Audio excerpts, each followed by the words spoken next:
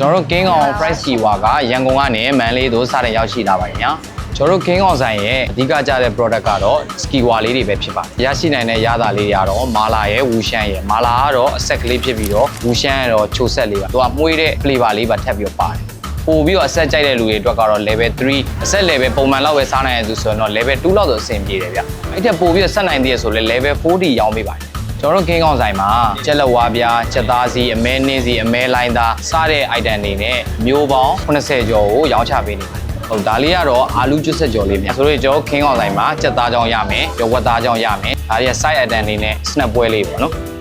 ဒီခောက်ဆွဲလေးကတော့ခြုံရင်းပြည်နယ်ကနေထွက်တဲ့ရှင်ဆက်အရသာဆိုတော့တော်များလေးကြိုက်ကြတယ်ပေါ့အဲ့တော့ဒီ lunch box ဆိုလို့ရှိရင် customer တွေကို service လုပ်ပေးတဲ့ပုံစံလေးပေါ့နော်သူရဲ့ portion လေးอ่ะမင်းဆိုလို့ရှိရင်လည်းနူးညံ့တဲ့ဆန်ကိုသုံးပေးထားပြီးတော့သူ့မှာ sausage ပါမယ်ပြီးတော့ vegetable အနေနဲ့ဆိုလို့ရှိရင်ပြောင်းမှုပါမယ် coffee ပါတော့เนาะ lunch time လေးမှာတယောက်စာအတွက်ဆိုလို့ရှိရင်เนาะလုံလောက်တယ်လို့ပြောလို့ရတယ်တော်များလဲဒီရဲ့ lunch box ကိုကြိုက်ကြတယ်ပေါ့နော်လိပ်စာလေးတွေအနေနဲ့ကတော့မန်လေးမှာဆိုရင်လမ်း80ရဲ့29-28ကြား capital mall ရဲ့3လွှာမှာရှိပါတယ်ဗျမန်လေးမြို့မှာရှိတဲ့ Kiwa ကျိုင်းနေတဲ့တူတွေအတွက်ကျွန်တော်တို့ King on Price Kiwa ကိုလာရောက်အားပေးနိုင်ပါခင်ဗျာ